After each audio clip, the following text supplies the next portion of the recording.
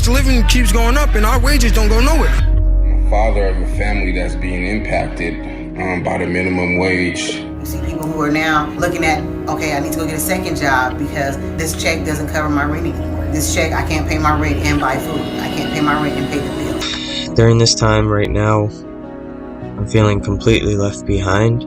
We deserve to be protected at this time, to demand the respect and the proper protection that we need to get through this.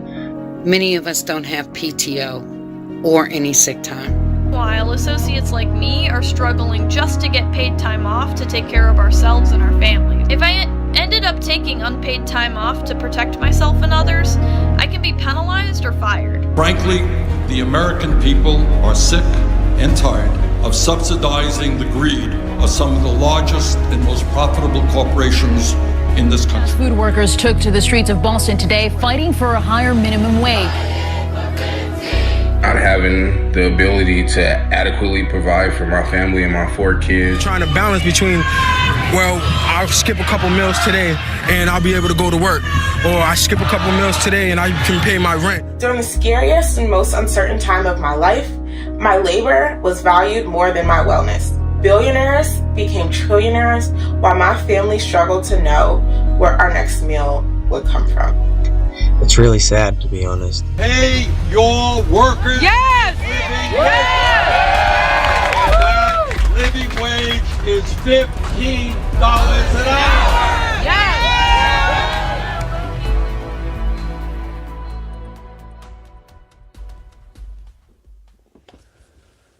Good evening, everybody, and thank you all for joining us for what I think is going to be a very, very interesting discussion tonight. Let me thank the workers who participated in that video and our great panelists who are with us this evening, and you're going to hear from them in a few moments.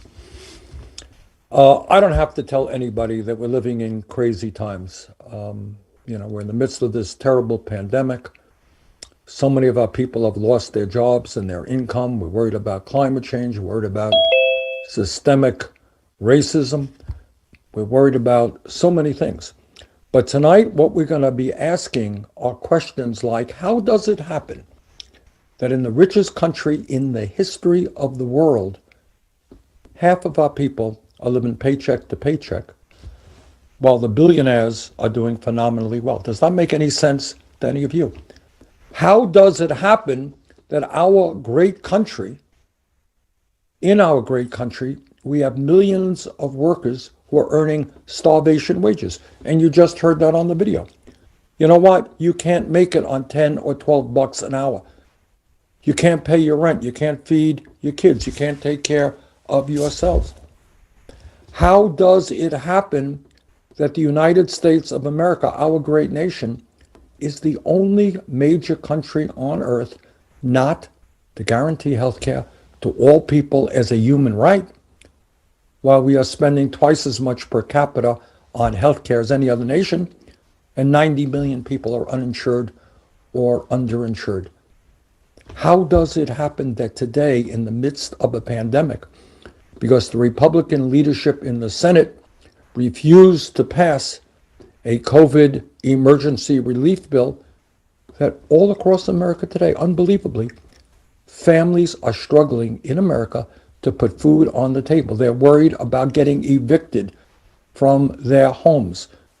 They're unable to go to the doctor when they get sick because they have lost their health insurance.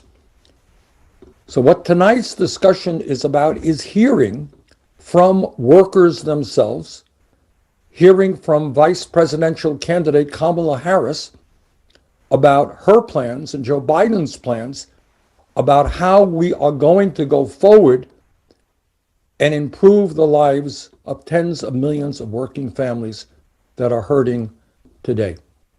So again, in the midst of everything that's going on, we talk about Trump and what crazy thing he may have said yesterday or today. But we are not talking enough about the specific policies that we need to improve the lives of tens of millions of people in this country who are in desperate economic condition. So I think what we're going to hear tonight is why we need to raise the minimum wage. to a living wage. We're going to be hearing about why we need to end the absurdity of women making 80 cents on the dollar compared to men, because they're not being paid equally for the work they're doing. The absurdity of so many of our people who are working 40 hours a week still can't afford health insurance. The absurdity of so many of our young kids not being able to afford to go to college or are leaving school deeply in debt. So tonight we're going to focus on the economic pain that so many people in our country are experiencing. And we're going to talk about how in this great nation, with a Democratic president and vice president, with a Democratic Senate, we are finally going to stand up to powerful special interests. We're going to deal with income and wealth inequality, and we're going to create an economy that works for all, not just the few. And with that, it gives me a great deal of pleasure to introduce a friend of mine, a fellow United States Senator from the state of California, one of the leading voices in the U.S. Senate, and somebody I know who is going to be a great Vice President of the United States. Please welcome Kamala Harris. Kamala, thanks so much for being with us. Bernie, it's good to see you, and it's great to be with you. You're amazing. You know, Bernie is an extraordinary leader, and one of the, I think, marks of a great leader is someone who requires a country, especially a national leader, to require a country to look in the mirror and ask itself, is it doing everything it's capable of doing? Bernie is someone who has challenged every premise and required people who are knowledgeable people to defend the premise, which has been the basis of their opinions for a lifetime. And in many ways, when he does that, one sees that the premise is a bit flawed. Bernie has been someone who, you know, look at with that mischievous grin. He knows what he's doing, though, because the thing about you, Bernie, also is that you decided to do it from inside the system, but to challenge everyone every single day from inside the system. I do believe that on that debate stage that you and I shared for almost a year in the primary, that the majority of those debates would not have been on the topic of healthcare in America if it were not for a discussion that you prompted and the way you challenged the status quo and are thinking about what is possible and what the American people are prepared for and what they want. And so in front of all of the friends, I want to thank you, Bernie Sanders, for what you have done, what you continue to do, and you really are a treasure. So thank you. I don't want to make this a love fest. But well, but you know what? How often do I get in front of everybody to say these things? Well, thank you. And let me just say in response. I'm going to move on now. All right. Now I'm going to ask you those tough questions. You ready? Ask me, yes. All right. But before that, I do want to say, you know, when you are in the Senate and the Democratic caucuses, Kamala and I are, we go behind closed doors often for very private meetings, no media, et cetera, et cetera.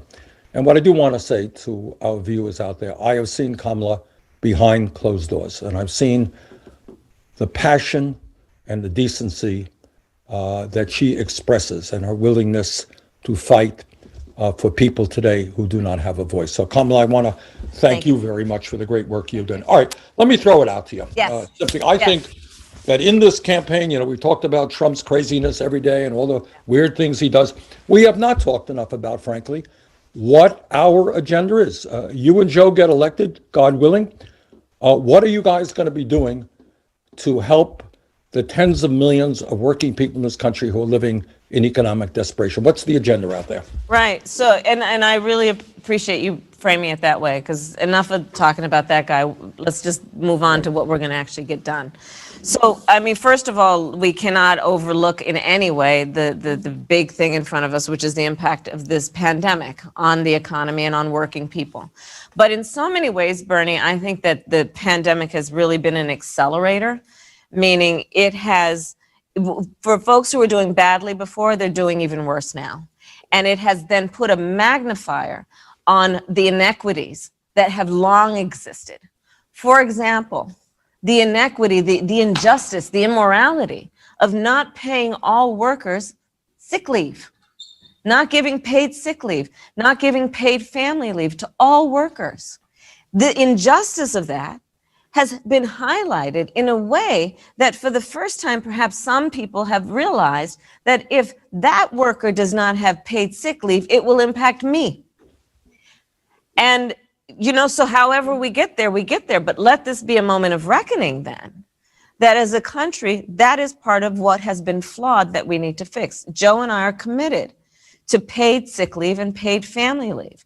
Let me interrupt you and ask you this question, and I know you know the answer, and the viewers know the answer. How many major countries on earth do not provide paid family and medical leave to their workers? Of the so-called advanced countries, I don't know of one. No, there is none. We are it. Yeah. And I'm hearing from you that you and Joe are going to lead us to end that international embarrassment. We have to end it. And it's not only an embarrassment, it's morally wrong. Because here's the thing also, and this is a piece that, you talk about premises. You have to understand, working people have ethics. They take their work seriously. They take pride in the work they do, and they deserve to have dignity that comes with working a hard day. And that includes when they get sick, being able to stay home. When they have a parent or a child who needs attention, being able to stay home to care for them, knowing that they're going to do that because that is a necessity at that moment, and they will get back to work when they can. But there's something about, we see this across the board, right? Which is, we see this even when you and I and all of us have been fighting for SNAP benefits, right? For SNAP benefits, we used to call it food stamps. Why do people need SNAP benefits? Because they're hungry. And then there is a suggestion we have heard in certain circles, well, if you extend this, they won't know what to do with the money, because there is also this ugly premise that people who are low income or poor choose to be that way, or don't have the same ethics everyone else has, or are irresponsible. And this is part of what's wrong with the way we have crafted economic policy when it comes to what is just right and morally right on a global scale. Our the platform, in addition to just what's right within our own hearts and minds about treating workers with dignity and respect. Minimum wage. I mean, you said the point of it, and also pay equity. It is still the case that women are not paid the same amount as men for the same work.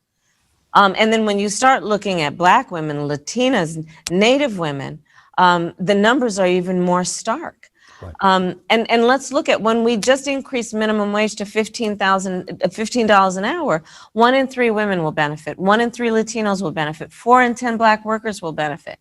And you and I both know, by the way, raising the minimum wage is about the floor, not the ceiling. But it is what we need to do to at least move this thing forward and pay people the value of their work. So what I'm hearing from you is, I want everybody to hear it. You and Joe are committed to fighting for at least a $15 an hour minimum wage. Yes, absolutely, yes. But also, fighting. Let me go to another area that we need to talk about. Mom and dad go to work today. They can't find decent, quality, affordable childcare. What do you guys propose to do about that? No family should pay more than 7% of their income in child care, period. Again, and this is about addressing also, the hypocrisies of it all. We say we care about families. Every person running for office will talk about they're a family person. They care about families. Well, families need assistance paying for childcare when we have seen that, first of all, the cost of living has gone up across the board while wages have remained stagnant. When we see that in many places we're looking at childcare deserts, or we're looking at childcare being in some places more expensive than college. That's right. So these are the things that we have to do. And again, everyone benefits. Everyone benefits when any family has the ability to provide for the essential needs of the children in their home and of everybody in their home who needs that kind of assistance. But in addition, we're also going to put in place universal pre-K for 3 and 4-year-olds. And that, again, the studies are clear, and the human experience tells you when our youngest children have that, and we're not just talking about daycare, but actually education programs for our youngest children. They have a leg up. And, you know, people who come from wealthy families have the resources to do that kind of thing anyway. But it should be available to all of our children, knowing they all have equal capacity to achieve whatever their dreams may be, but they don't have equal resources. And that, again, is the point of equity, not just equality. Right. All right, Kamala, let me ask you this. I know you have heard in California on the campaign trail, young people who would love the opportunity to get a higher education from a working class family. They just can't afford it. What ideas do you and Joe have to make it easier for young people, or anybody for that matter, to be able to get a higher education? How are you going to deal with the level of student debt that we are seeing today? Great. Any student coming from a family that makes less than $125,000 a year can attend a public four-year college or university for free, including an HBCU, including a private HBCU or a minority serving institution. In addition, so many of our bright minds, they graduate college with student loan debt, but they want to pursue a profession that is a profession of service, of public service. And so we also are committed for anyone who comes out of school and goes to a job that pays less than $125,000 a year, we'll erase their debt. Wow. Yeah, and because listen, and by the way, Bernie, this is not just about what is right to do to encourage our students, encouraging bright minds to pursue an education that will allow them to be productive and contribute to society. But it is also what we have the capacity to do to create economic stimulus. Because think about that. We're also looking at when we get rid of that debt, that student loan debt, that gives those students the ability to also take advantage of the fact that we're going to give a $15,000 tax credit to first-time home buyers for down payment and closing costs. So can you imagine the number of students that right now are coming out of college with student loan debt? They don't know if they'll ever be able to buy a home. They're questioning whether they can ever afford to have children, and what it would mean to create a much more productive environment if we relieve them of that debt if they go into jobs that don't pay more than $125,000. Well, Kamala, I know you're going to have to run. You got other 5 days, Bernie. 5 days. And you're counting, I suspect, huh? Yes, I am, brother. All right, you're doing a great job. And I just want to summarize for all of the viewers out there. I don't think we have discussed it enough, but you heard Kamala outline briefly the Biden economic proposals and what it means for working families. This is no small thing. Raising the minimum wage is a wage increase to $15 an hour, a wage increase for 40 million workers, equal pay for equal work, creating millions of good paying jobs. We didn't get into this, rebuilding our crumbling infrastructure, making public colleges and universities tuition free for families under 125,000, and going a significant way to cancel student debt, universal child care and pre-K for 3- and 4-year-olds. This is an enormous step forward for working families and for the little children of our country. So I think when we go to vote, I know, it's one thing to be talking about Trump all of the time, and that's fine. But it's another thing to be talking about what we have got to do to improve the lives of tens of millions of people who today are really, really hurting. And I just want to thank Kamala for the great campaign that she is running, and I look forward to working with her in the months and years to come. Kamala, thanks so much for being with us and for the work you're doing. Thank you. You take care. See you soon. Okay, you too. Bye. Okay. All right. Let me now introduce somebody who, at least in my part of the world, does not need much of an introduction. Mary Kay Henry is the president of the Service Employees Union, one of the large and great unions in this country. It is a union that has helped lead the way for Fight for 15. It's a union that believes in Medicare for all. It's a union that believes in criminal justice reform and immigration reform. It is, as I mentioned, one of the great unions in this country. So, Mary Kay, thank you so much for being with us. And the microphone is yours. Thank you, Senator Sanders. I'm so proud to join you with the 2 million members of SEIU and the millions more fighting for 15 in a union. And you made a decisive difference in 2016 by taking up the $15 demand that we began with so many years ago. And here we are talking about passing the $15 minimum wage when we elect Joe Biden and Kamala Harris. And it's great to be here with Care in Action and NELP and all the essential workers and their families who are listening today. You and I both know that essential workers have been putting their lives on the line to keep our country running. We treat the sick, we teach our children, we care for our elders, we clean and protect public spaces, and yet essential workers are completely fed up with the current administration. And we have had it with police violence against Black communities, the COVID crisis, and the economic depression that followed. And each of these crises, together with the climate crisis, has made it crystal clear that we are not going to return to normal. And it's no accident that people of color have been on the front lines of these crises and are being hit the hardest and are risking their lives for less than $15 an hour. And you and I see the very people fighting back every day with hope and determination. And we've made a crystal clear decision that we refuse to return to normal because normal never worked for us. And we're pulling out all the stops to elect Joe Biden and Kamala Harris and progressive champions up and down the ballot who are going to fight alongside with us for racial and economic justice.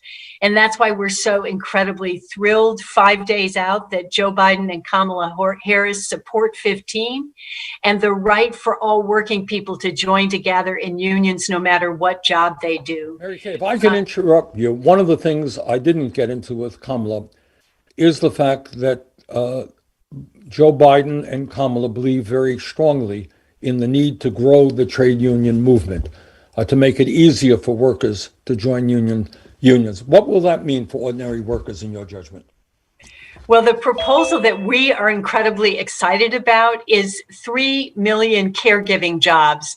Some in elder care, that home care worker jobs and child care worker jobs that we're proud to stand in solidarity with IGENPOO and the National Domestic Workers in making jobs, Bernie, that have never been valued, that were paid some minimum wages in a lot of cases, excluded from overtime, excluded from Social Security because of a racist compromise that was made in the 30s.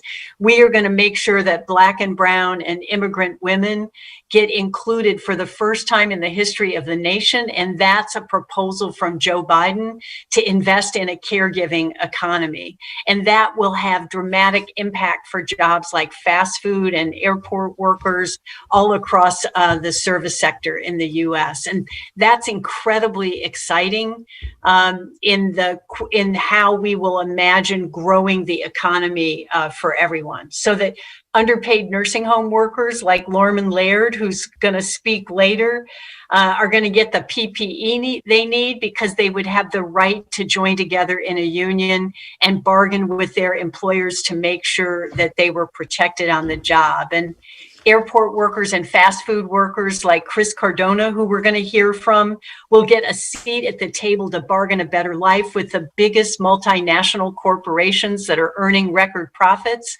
but paying poverty wages to their frontline essential workers.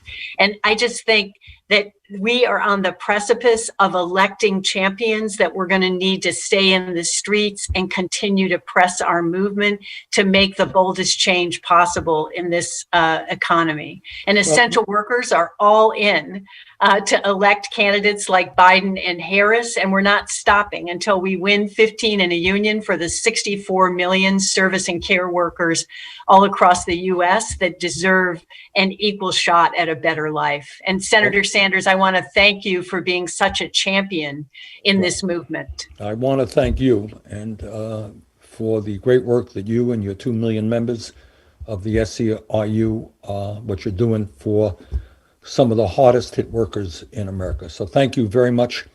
And we are going to move forward, Mary Kay, aggressively after this election. Once Democrats control the Senate and the White House, we are going to move forward aggressively in an unprecedented way to protect working people in this country. So thank you very, very much for all that you do. It is now my pleasure to introduce Aijen Poole, who is an award-winning organizer and author and a leading voice in the women's movement. She holds many titles, but is joining us today as the senior advisor of Care in Action, and she is the author of The Age of Dignity, Pushing for the Elder Boom in Changing America. Aijen, thank you so much for being with us. Thank you so much, Senator Sanders, for hosting this incredibly important event tonight. We're so grateful to you for your voice and leadership on behalf of workers and in this election. At Care in Action, we organize so that women of color can be powerful in our politics, and we fight for policies that lift up our nation's caregivers and domestic workers, the mostly Black and brown women who work in our homes as nannies, house cleaners, and home care workers. And to all the domestic workers and caregivers who may be out there watching tonight, we see you and we honor the essential work you do to care for the families of this country, including your own.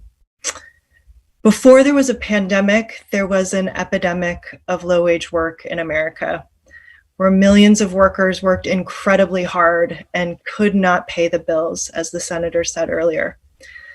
Home care workers like Susie Rivera, who you're going to hear from later in the program, are doing work that has always been essential, and yet most earn poverty wages without job security or access to a safety net. When the pandemic hit, they didn't have the ability to stock up on groceries or even take a sick day because they could never do those things. 82% of domestic workers didn't have a single paid sick day. 90% of domestic workers lost their livelihoods in March. And those who continued to work as essential workers did so without PPE, without hazard pay, without access to testing or treatment, and many lost their lives. And that is why we are fighting and organizing as if our lives and our livelihoods depend on it, because they do. This election is about the difference between an ongoing, drawn-out, full-blown depression for domestic workers and all kinds of low-wage workers in this country, and a very different path. Imagine a future of work where our voices are heard and our work is valued, where we can take pride in what we do and offer our children more opportunity than we have. We can take care of our health and the people we love and have the time to share in the moments of life that really matter for our families. This is all possible in America, beginning with raising the minimum wage, winning a domestic workers' bill of rights, an essential workers' bill of rights, and a care economy that supports childcare, home care, and paid leave for all workers. The workers of this country are ready, and the people are on our side. The pandemic has revealed to everyone how essential low-wage workers like domestic workers are, how essential they are to our safety, our health, and our well-being. And together with SEIU and all of you, we are building a movement for working people like this country has never seen. And we are going to vote like never before. When workers organize, we change the course of history. We've done it before, and we are doing it now.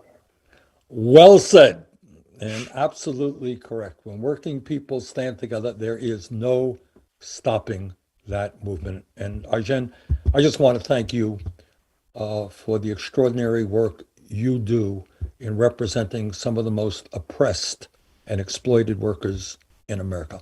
So thank you so much, and it's an honor to have you with us this evening. Our next guest, and I am going to gobble up her last name, is today Gabriel Selassie, who is with the National Employment Law Project Action. Sadeh is an attorney who advocates for raising the minimum wage and improving workplace protections and lives in New York. Today, thanks so much for being with us. How badly did I do your last name there? No, you were, it was excellent. Well, I wouldn't go that far. I'm not just saying that. Your first name is easier. All right. Yeah. Well, thank you, Senator Sanders. It is really, truly an honor to be here with you and the other advocates and the worker activists tonight. I'm just very, it's thrilling. So as I work on minimum wage, and our federal minimum wage has been stuck at $7.25 an hour since 2009, which is the longest stretch in American history since it was first adopted in 1938 that it's been frozen. So that's the one side. The other side is that the income inequality gap, as we all know, just keeps getting bigger and bigger, where right now the top 1% own 40% of our nation's entire wealth. Meanwhile, the bottom half of us own just 1%. As you mentioned, Senator, nearly half of people in this country have literally zero savings to fall back on. Literally zero. Shocking. 8 years ago, fast food workers in New York City went on strike. They walked out and they demanded $15 an hour and a union. They were dismissed, if people remember, by politicos and pundits. They were told that their demand was completely pie in the sky, and they were told it's never going to happen. So where are we now? 8 years later, 7 states have passed laws raising the minimum wage to $15 an hour. These are states with big populations: California, New York, New Jersey, Connecticut, Massachusetts, Illinois, Maryland. What does this mean? This means that right now, 1/3 of workers in this country are covered by a law that will eventually get to $15 an hour. So in 8 years, this movement has raised the wage for 1/3 of this country's workforce. Even more states and cities have passed minimum wage laws. Just this year, 24 states and 48 cities raised their minimum wages, the most ever. And this happened because we demanded it, because workers stood up, often facing repercussions. And in the worst economic crisis that most of us have ever experienced, we need to demand a living wage for everyone. We need the federal government to follow these states and cities that have put workers first. Our shared recovery depends on it. Thank you. So, hey, thank you so much for the great work you and your organization does. Let me ask you a question. Nobody thinks, I introduced the minimum wage bill in the Senate, and if Democrats gain control of that Senate, that will be way up there as one of the first things that we do. Give me a thought as to how many years it should take, in your judgment, for us to go from $7.25 to $15. What would you like to see? Well, what I would say is that the demand for $15 an hour was 8 years ago. That's right.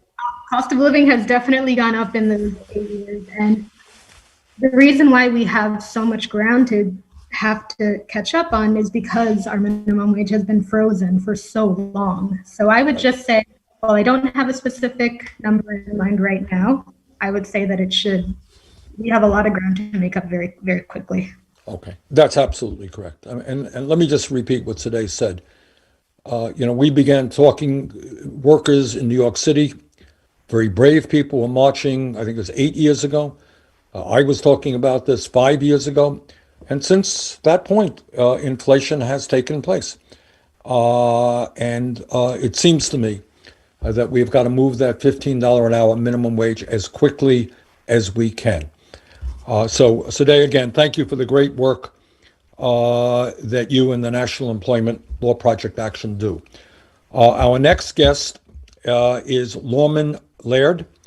Lorman has worked as a CNA for more than 20 years. He lives and works in Lancaster, Pennsylvania. During the pandemic, he fought for PPE, personal protective equipment, to protect workers and residents at his nursing home. Lorman is a delegate of his local SEIU Healthcare, Pennsylvania. Lorman, thanks so much for being with us.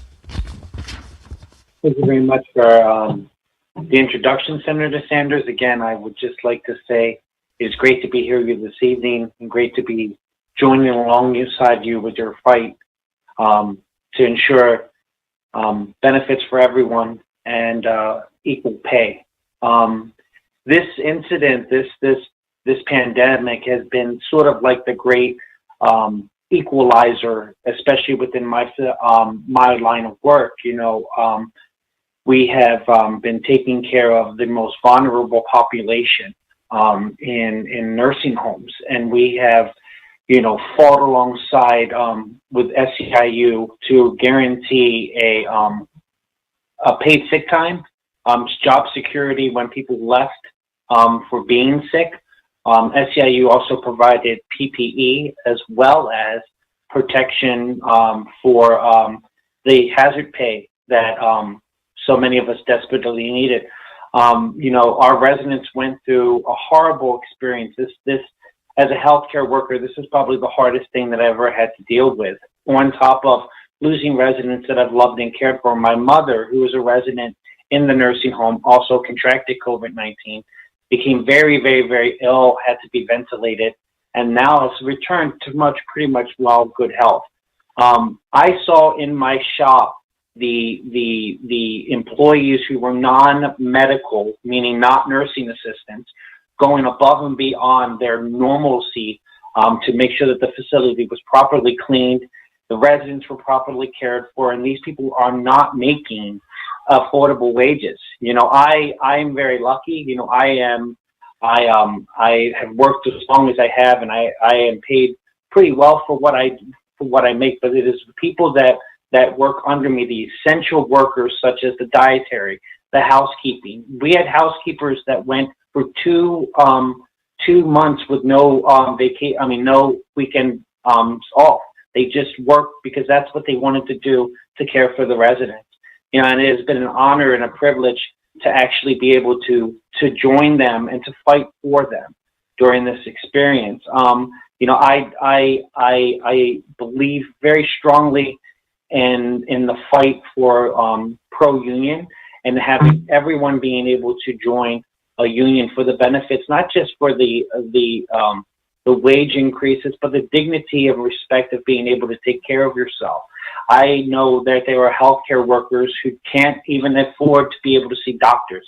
And, like you say, in the United States, that's not appropriate. So I thank you for your fight. I thank you for letting me be a part of this.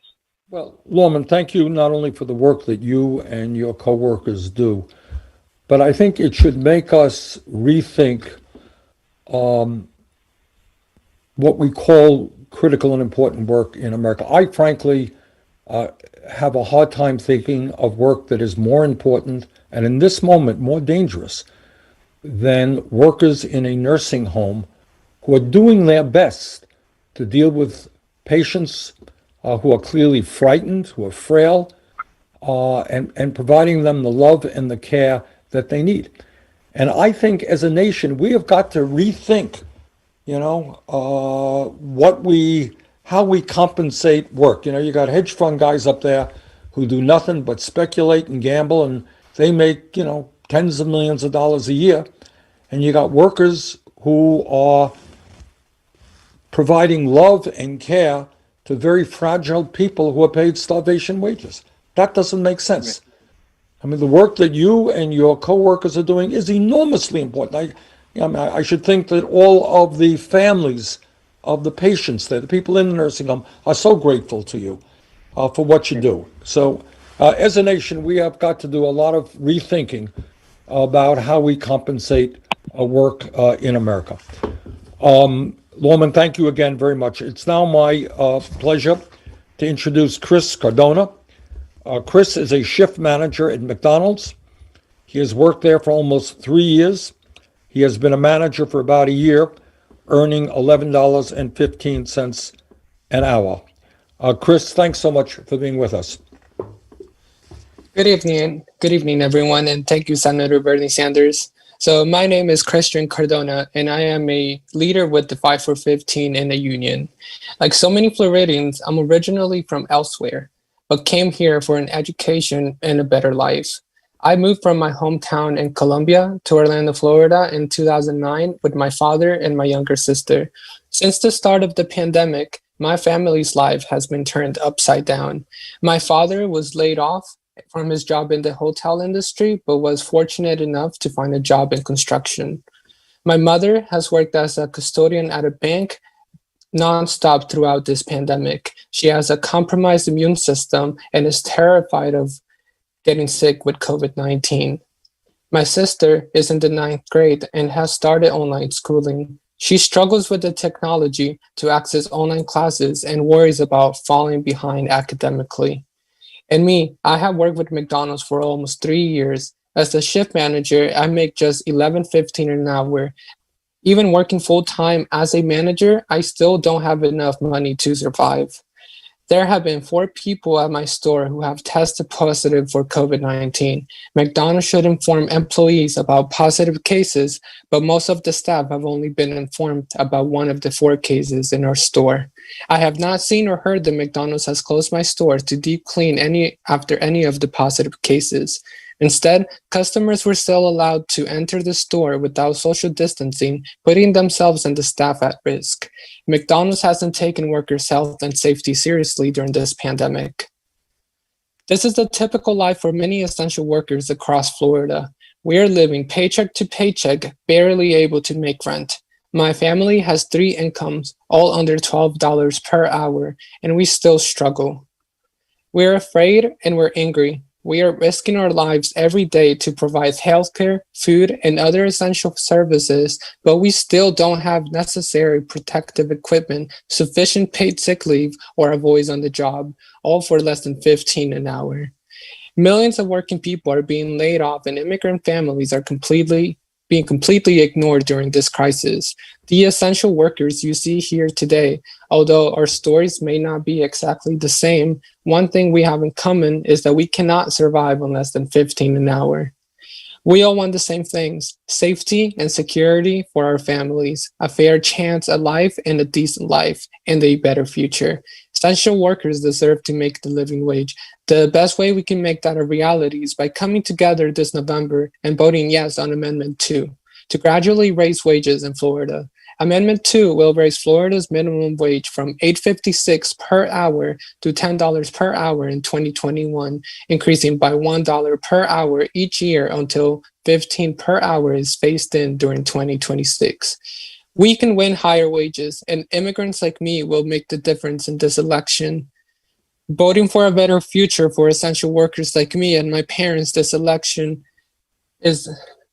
makes this election the most important in my lifetime. I'm voting yes on Amendment 2. Thank you. Chris, thank you very much for your courage. And, workers at McDonald's and at other fast food places have helped lead the way. And the whole country is grateful for the work that you and other fast food workers have done in standing up for the fight for 15. And as you heard earlier, we are making real progress. The U.S. House of Representatives passed a $15 an hour minimum wage. 8 states have passed a $15 an hour minimum wage. And if we gain control of the U.S. Senate, one of the first orders of business will, in fact, be passing a $15 an hour minimum wage. Workers in America can't make it on 10 or 11 bucks an hour. We need to do better. So, Chris, thank you so much. Our next panelist is Susie Rivera. Susie is a caregiver in New Braunfels, Texas, and has been a caregiver for over 40 years. Before the pandemic, she had to work about 110 hours a week. My God, 110 hours a week. She is the main provider for her household of 5 people. Susie, thank you very much for being with us tonight. Thank you, sir. And it's an honor and a pleasure to be here, Senator Sanders. And thank you for having me and allowing me to share my story. Hello, everybody. I'm Susie. I am a worker leader for the National Domestic Workers Alliance. I live in New Braunfels, Texas, where I have been a home care worker for almost 40 years. Before the pandemic started, I was working over 110 hours, just like Mr. Sanders said, a week. Also, now that the pandemic has hit us, I'm working 80 hours a week. I love taking care of people. I have to work 2 jobs in order to make ends meet. But that's not the same for all of my peers. They don't have the benefit of working the way I work and my hours and the pay I'm getting. But I currently make $15 an hour, and this is not the standard. But many of my friends and peers do not get that pay at the same rate. And unfortunately, many of them have lost their jobs because of the pandemic. But I know they deserve more pay. The financial and emotional toll, the pandemic is weighing on me very heavy. And my wife is immunocompromised, and I am the only one who can go out to work. As a care worker, I am an essential worker, and I have always been an essential worker. All domestic workers have been essential, and they will be, we're essential people. Even before the pandemic, we were essential. Our work makes all other work possible. If we don't work, we don't get paid.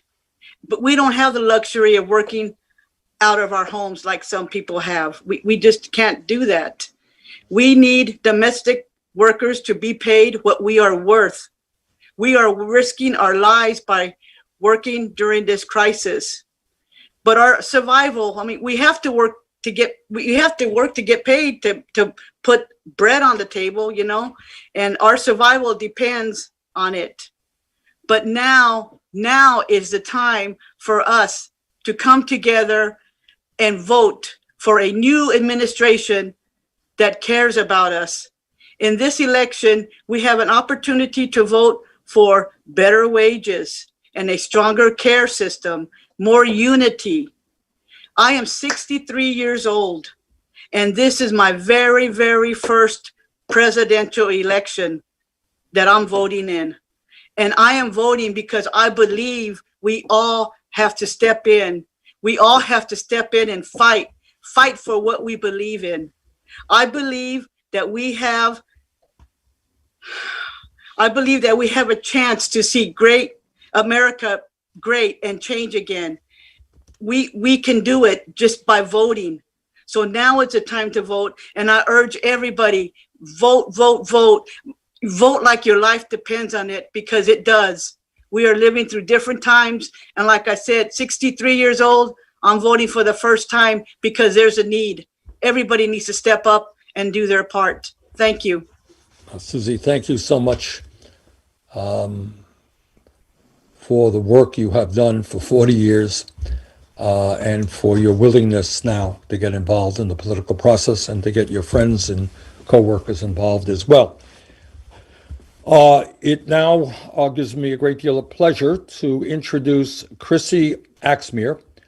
Chrissy is from Iowa and has worked in restaurants for 15 years and currently is a server in Las Vegas, Nevada, where unemployment obviously has soared as a result of the pandemic. Chrissy, thanks so much for being with us. Thank you very much. So I started working as a server when I was 15 in Iowa. And at that time, the minimum tipped wage was $4.35 an hour. At this very moment, the minimum tipped wage is still $4.35 an hour. In 15 years, that's half of my life. There's been no wage increase. If you were to tell me when I was in high school that the living wage or the wages that people make are the same, I wouldn't believe you. Now I work in Vegas as a server. The issues that people in my city face have always been here. They've just been escalated since March. I myself don't have healthcare, and I've been diagnosed with a lifelong medical condition that requires monthly medication that I pay for out of pocket. I also often avoid acknowledging injuries and pains that I have, because I know that if I see a doctor, it could put me into a debt that I can't come out of. I can't afford anything that should be a necessity. I can't afford healthcare. I can't afford tuition. The price of rent is going up. And my story isn't any different than anyone else's here. My story is the same. I have coworkers who can't afford insulin and they often go without their shots. I know single mothers with 2 kids that don't have healthcare for anyone in their family. And the best they can do is pray that nothing bad happens to anyone. The situation here is only getting worse. 25% of the city is unemployed. We specialize in hospitality, and during a pandemic, there's no job opportunities. 100,000 people are facing evictions in December. With mass layoffs and businesses closing, greedy employers are taking advantage of this. They are now offering $9 an hour, which is the minimum wage here, because they know they can. They know that they have hundreds of people applying for that one position and that they're desperate to keep a roof over their head. Amidst this pandemic, the rent is increasing. So in February, the average cost of a 1-bedroom apartment in this city was $1,100. At $9 an hour, that's 3/4 of your paycheck. Who can survive on that? You can't survive on 3/4 of your paycheck going to rent. And the worst part about this is that they're raising rent. They're raising rent in the middle of a pandemic. People come to Vegas to have once in a lifetime experiences, but they fail to realize that people are living their lives here. We're surrounded by casinos that have excessive wealth, and they offer things to make it seem like it's such an experience. But working in one for $9 an hour isn't enough to even afford an entree in these establishments. You can't even afford to eat where you work. It's time that we support people in this city. They work hard. They deserve to not just make profit for people in control of the casinos. We deserve a working wage and healthcare and everything that comes with working with dignity. Chrissy, let me interrupt you. Okay. And I want to ask you a question. Sure. Okay? Every other major country on earth guarantees health care to all people. Doesn't matter where they work, how old, young they are. What would that mean to you and your coworkers if everybody had health care as a human right? You can go to the doctor whenever you want. You don't have to take out your wallet. You don't have to take out your credit card. What would that mean to you and your coworkers? I mean, it would mean freedom. It would mean freedom because you're free from the worry of stressing about if something happens, what you're going to do. It would mean freedom for like numerous times I've injured myself and I'm terrified that I could do damage for the rest of my life. And by not seeing a doctor, I'm making it worse. But my best option right now is to take ibuprofen and ice it. It means that there's job security. It means that you can change a job and it's not tied to your healthcare. Like if I do get healthcare, I'd be terrified to leave it, even if my employers treated me badly, because it's one of the only places that offers it. What Chrissy just said, if I could interrupt you again, is of enormous importance. When you as a human being, as an American, are guaranteed health care, it does mean freedom. Not only freedom from the stress about how you're going to pay for a bill, you could leave that job if you don't like it, even if you have good health insurance, because you're guaranteed health insurance.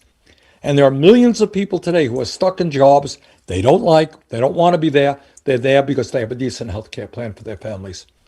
So Chrissy's point is a very important point.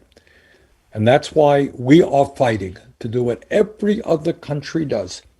Guarantee health care to every man, woman, and child as a human right. So Chrissy, I want to thank you very much because I think the story that you have told us reflects what many, many millions of working people are experiencing today. So I appreciate your courage in standing up and fighting for justice in America. Thank you. Let me do this. We're almost out of time here. Is Mary Kay, you still with us? Yes, I am. All right. Of course. I'm going to get back to you and ask you a very simple question. And you touched on this in your opening remarks. Every day everybody hears all about Donald Trump and this, that, and the other thing. Pushing Trump aside for the moment, what does this election mean for working people, for Chrissy and the other workers who were so kind to be on the program tonight? What does this election mean to working people in the country? Well, I think we just heard Lorman and Susie and Chrissy and Chris break it down for us. It means that workers should earn at least $15 an hour, and your leadership together with everybody in this platform tonight is going to push that and make that a national standard. It means that we need to create good jobs where women's work will be valued for the first time since the nation was born. And Ijen said it beautifully when she said, if we valued women's care work for elders and childcare, it makes everybody else's job possible with peace of mind when our elders are cared for safely at home and when our children have access to good quality care. And those providers like Susie shouldn't have to work 110 hours a week to make ends meet. And she should be able to have one job and a living wage and a secure benefit to care for people in the way she does every day.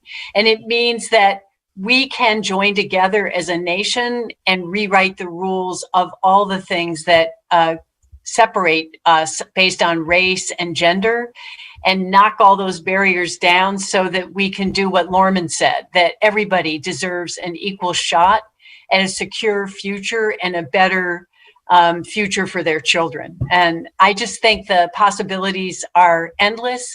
And just like the Fight for 15 in a union, leaders didn't care what people said when they made that demand. We have the right to imagine the best for each and every one of us once and for all in this nation. So I think it's a transformative moment for working people, our families, and for communities of color in this nation, and it's ours to seize. We have to seize this moment and require government and corporations to do the right thing by each and every one of us and our families.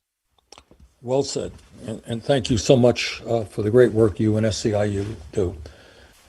Let me just pick up and close the program tonight by thanking all of our great panelists. It is, I'm sure people who are watching can understand that it is not easy for somebody, who's not a politician, not a professional speaker, to get up in front of hundreds of thousands of people and to talk about what's going on in his or her life. That's not easy. So I appreciate all of our panelists and all the people who are doing such important work for workers in this country. And I want to just pick up on a point that Mary Kay made, and to mention, I often, when I speak, I quote Nelson Mandela. And Mandela said something that I think is very, very profound and very timely. He said, and I quote, "Everything is impossible until it is done." In other words, people will tell you when you're engaged in a fight for decent wages, you're engaged in a fight for universal health care, you're engaged in a fight to make sure that all of our people can afford to go to college or have high quality, affordable child care, or that we can create millions of good paying jobs. People say, no, you can't do it. You think, don't be ridiculous. That's not realistic. What's realistic is that a handful of billionaires own more wealth than the bottom half of America. What's realistic is that 500,000 Americans today sleep out on the streets. They're homeless. What's realistic is half our people work for, paycheck to paycheck and starvation wages. That's realistic. But I think what all of us are saying, we got to get out of that mindset This is the richest country in the history of the world.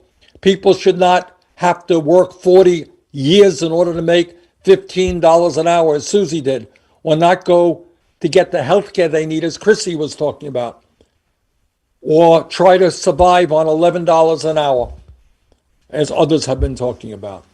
So the goal here is to win this election and then to build a kind of political movement that we need to make sure that the Congress and the White House stand up for working families and not just the big money interests. And when we do that, there is nothing that we cannot accomplish. All of the goals that we are talking about, universal health care, decent wages, paid family and medical leave, universal child care, they are not, despite what Trump and his friends will tell you, these are not radical ideas. They exist all over the world. I am 50 miles away tonight from Canada. Everybody in Canada can go to any hospital they want, any doctor they want. They don't take out their wallet. And the quality of care there is as good or better as it is in the United States. So we're not talking about anything radical. We're talking about human rights, human dignity. So we got 5 days left to go in this campaign. Please bring out your friends, your neighbors, your family, your coworkers.